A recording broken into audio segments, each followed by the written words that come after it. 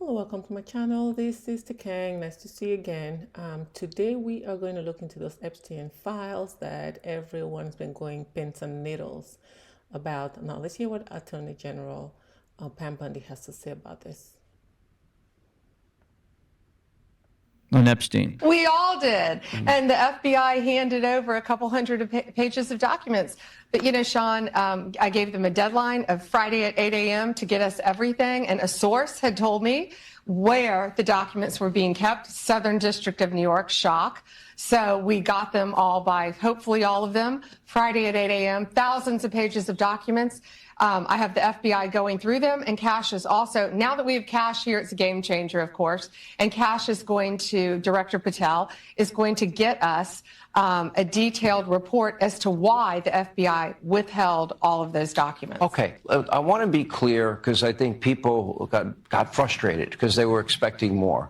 You were expecting more, and you didn't find out less than 24 hours before the release. You got a whistleblower that confirmed that there were way more documents that they were supposed to turn over, and then you found out just before that. Well, sure. And you're looking at these documents going, these aren't all the Epstein files. You know, there were flight logs, there were names and victims' names. And we're going, where's the rest of the stuff? And that's what the FBI had turned over to us.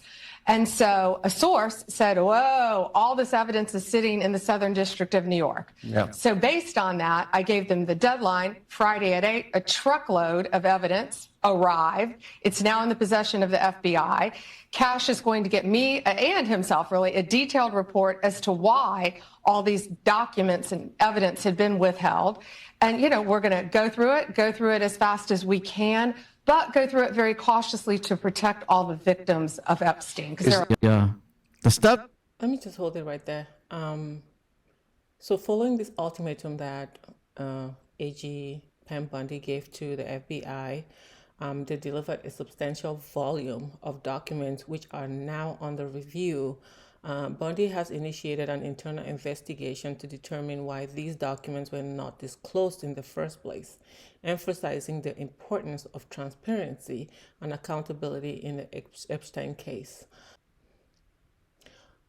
So now, following the report that AG Pam Bundy has those Epstein files, I found this write-up on X that says is from the Justice Cometh, and it says, "See, patience.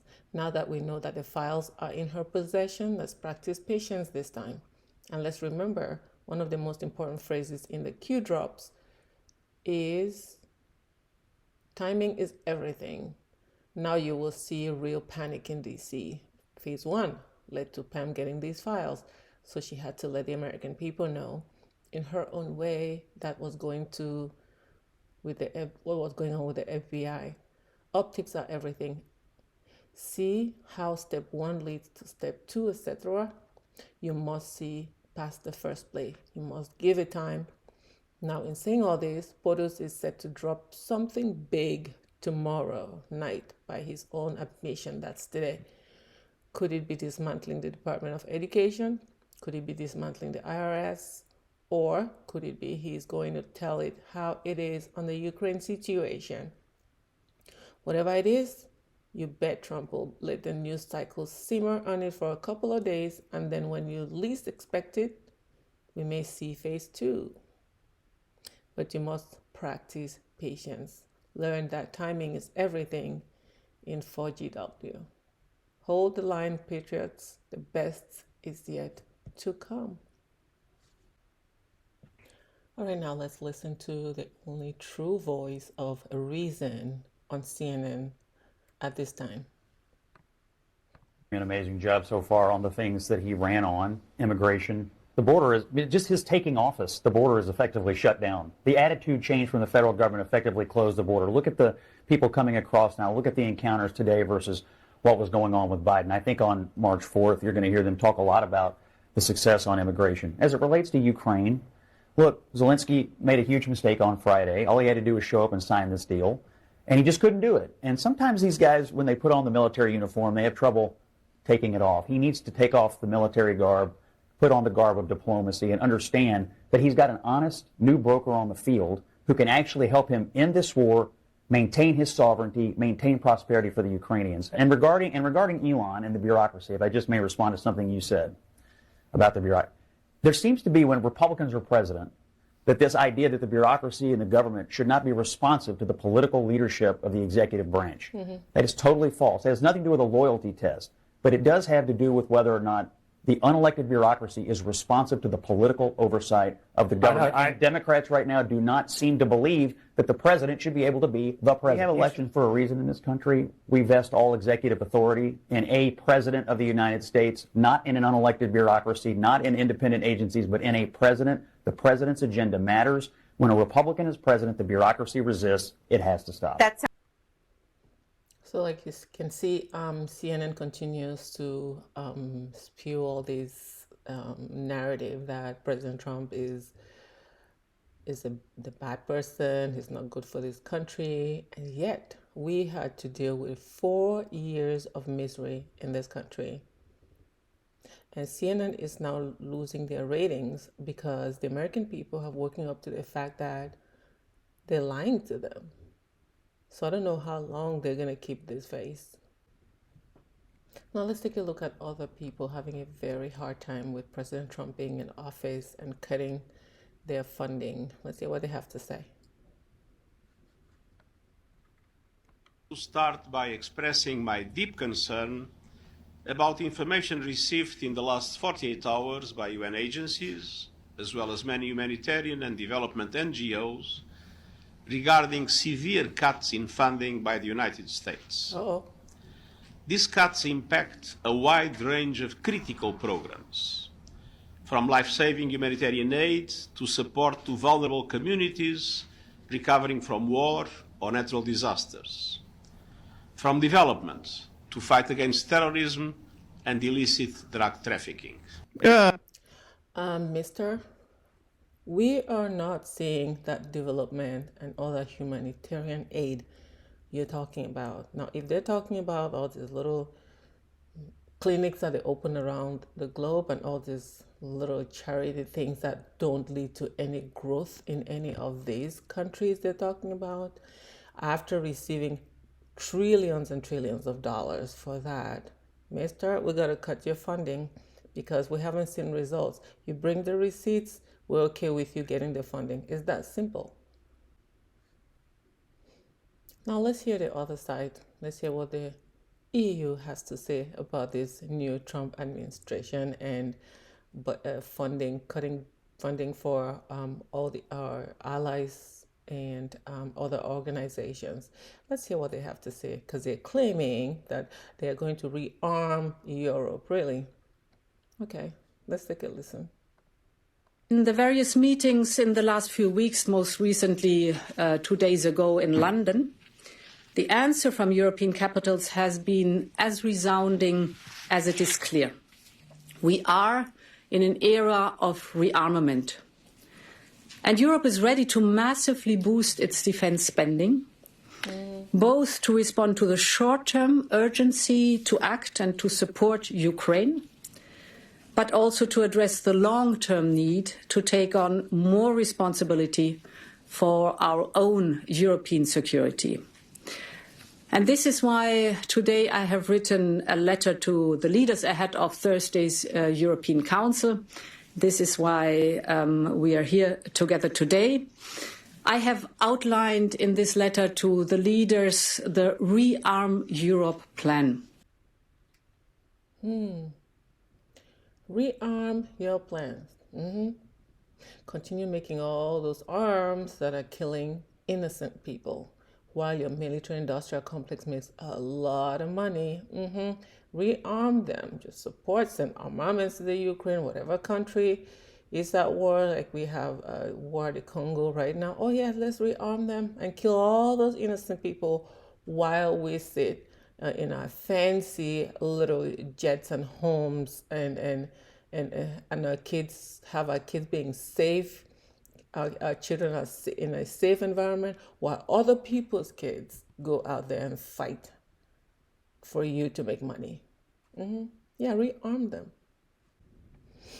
Yeah. So after viewing that video, you can ask yourself, do we need NATO? right? Are these people going to be able to survive without the United States? Facts don't care about your feelings. You just have to look at the numbers. The numbers speak for themselves. Now, Bao Clandestine said another reason Zelensky cannot allow this war to end is because he's covering up deep state bioweapon development in Ukraine. I said that before. Elon already found a paper trail via USAID Project Predict, which means Trump also knows. This is why Fauci and Hunter's pardons begin in 2014, my friends.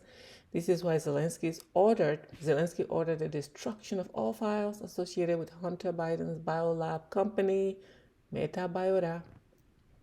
This is why the media mercilessly attacks anyone who talks about the biolabs in the Ukraine, to include RFK Jr. and Tulsi.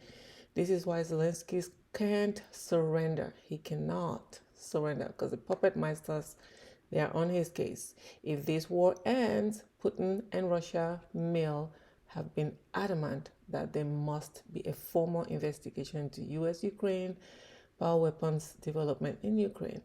This will surely be part of the negotiations between Trump and Putin. Putin wants justice for COVID, and he claims George Soros and his puppets are behind it all. I'm happy this guy's name is coming up these days because he just hides behind the scenes and does commits all his atrocities, and nobody talks about him. But we're talking about him now. Some of Trump's closest advisors and most important cabinet positions, Elon, Tulsi, and RFK Jr., have also echoed the importance of this exact situation. I've heard it before. Many keep asking about what we will find when we investigate where the money went in Ukraine. Eventually, we will end up at crimes against humanity. Patience, people. It's coming.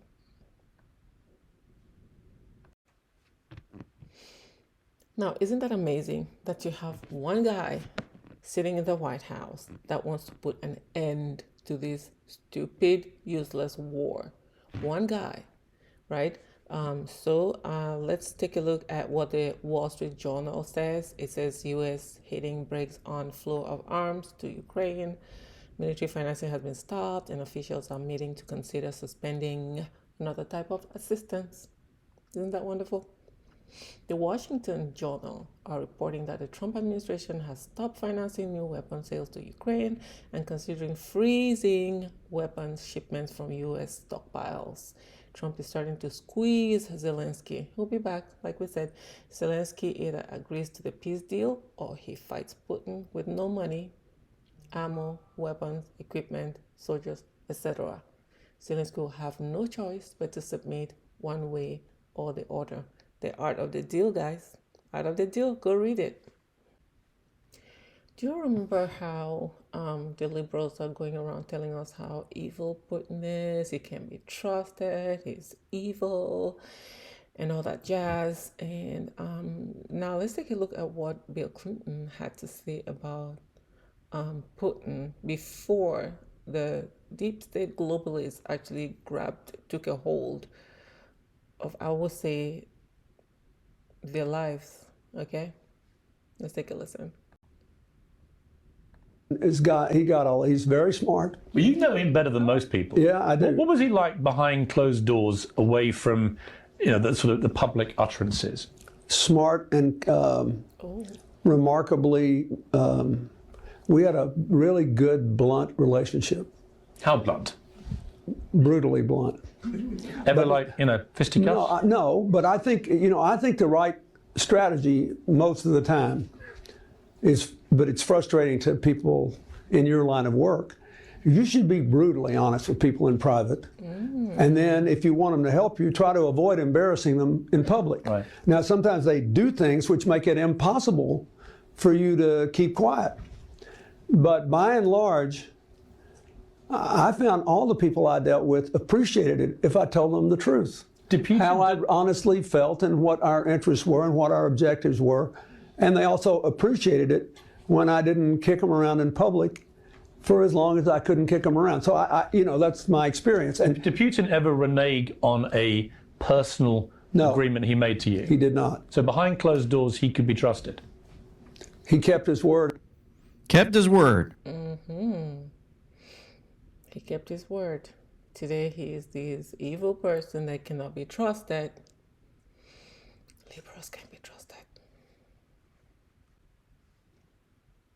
Now let's take a look at this from Daniel Baldwin.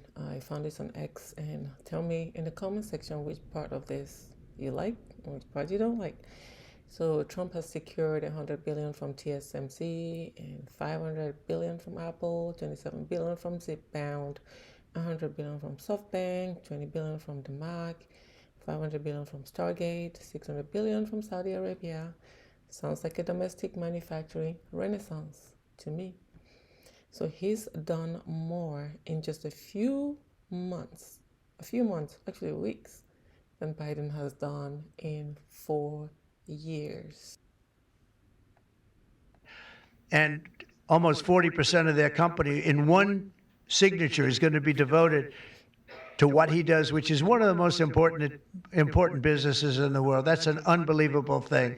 When Apple now is going to start building all of their plants here, all because of what we've done in terms of, it's not because he likes me or they like me. They don't probably like me at all. I don't know. I think he likes me a little bit at least. We're going to be having in Houston 20,000 jobs from Apple. Just letting you know. But you know what? It's the incentive we created, or the negative incentive. I mean, it's going to be very costly for people to take advantage of this country.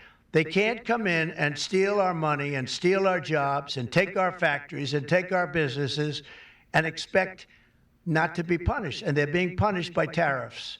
It's a very powerful weapon that politicians haven't used because they were either dishonest, stupid, or paid off in some other form. And now we're using them.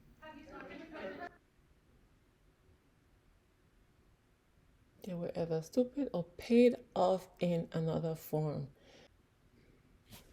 So based on what we saw in the previous video, tariffs are kicking in and it's definitely going to happen. And here he tells us that to the great farmers of the United States, get ready to start making a lot of agricultural products to be sold inside of the United States. Tariffs will go on external products on April 2nd. Have fun. Isn't this a fun president?